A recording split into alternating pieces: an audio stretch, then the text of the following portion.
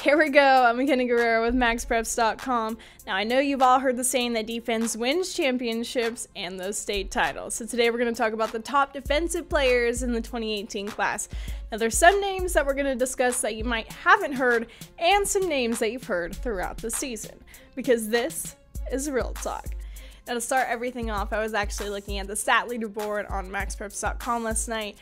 And I'm being completely honest, I was completely in shock when I saw some of these numbers, and my apologies for not hitting on some of these guys throughout the season, but I promise this is going to end today. So first up, with total tackles on the season, this isn't just 4 years, this is just a single season. It's 251. It was Titan Gordon, a Meridian High.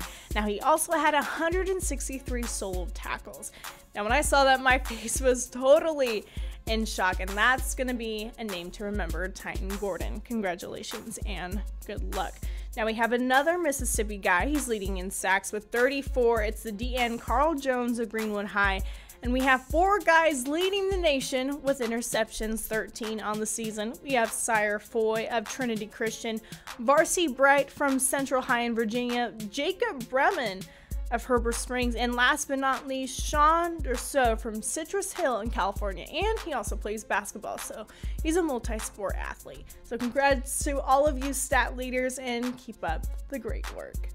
Now with signing day around the corner, it makes you kind of pause and reflect on these guys' seasons, and it makes you wonder about these guys' futures as well. So the first guy that I want to touch on is X to the T Thomas, Xavier Thomas out of IMG, and he's one of those players you put on his highlight reel and you'll completely be amazed. I think I've said that all season long, but he is that wow factor player. I mean, he continued to prove himself throughout the season. First off, he had that viral play at the opening, and he was the name to talk about during the whole week at the Army All-American Bowl. I mean, he's got the speed, he's got the power, he's got the overall vision and technique, where we know for sure we're going to see him on Saturdays, but you can also bet on it that we'll be seeing him on Sundays as well. Now another notable name out in the state of Florida is All Bets on Al Blades Jr. from St. Thomas Aquinas, and yes, he's going to the U, the University of Miami, to continue his family's legacy, but he's a shutdown corner. He has that great size and vision, and not only can he make a mean tackle, but he can sing as well, so check this out. Blaze, get me right. Which one of y'all? Ooh, hold up. Yeah, there you go. Going home with Elijah. Ooh. Now let's travel out to Utah. We have Nathan Latu and Cameron Latu, the Double Trouble brothers from Olympus. Now Nathan is committed to BYU, and Cameron, on the other hand, is going to the Crimson Tide. And one thing I have to say about Cameron that really impressed me, well, he impressed me at the opening, but when he was at the Polynesian Bowl, I got to see him in full pads, got to see him in the game.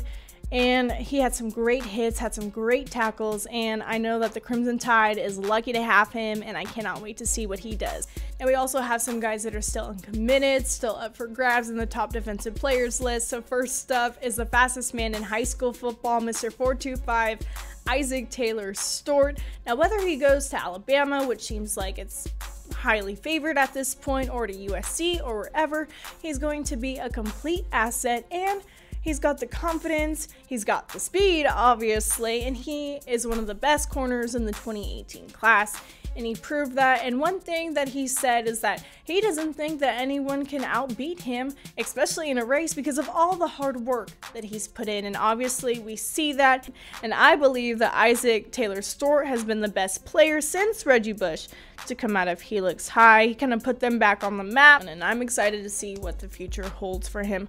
Elijah Griffin, aka Little G, is also still up for grabs. Obviously, he decommitted from UCLA, but it looks like the rival USC is in high hopes for landing him, and he is one of those players that steps up in big time games, and everyone knows that at the next level that is super important, and he really proved that during the Poly game. So whoever ends up getting him, looks like it's going to be USC. It's going to be a great pick. But however, Stephen Blaylock is saying 4's up, and he was part of the excellent Bosco secondary along with Jaden Woodby, who began his new chapter already at Florida State. Now, Buki Brendan Radley Hiles, in my opinion, is the best corner in the 2018 class, and let me tell you why. I know a lot of people will say that he is overrated or he can't remain loyal to a school, But the thing is that he went to 3 different powerhouses. He went to Calabasas, he went to Bishop Gorman, and he went to IMG Academy, and he proved himself all 3 teams. And you know what? The Boomer Sooner family is completely and extremely excited to have him.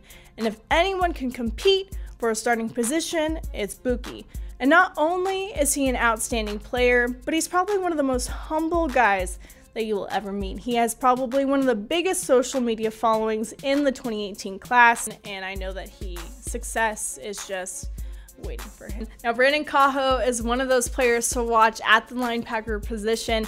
He is extremely excited to start his new beginning at UW, and he told me at the Polynesian Bowl that a lot of his success is owed to his family, and he wants to continue to make his family proud. So we all know that he will continue his success.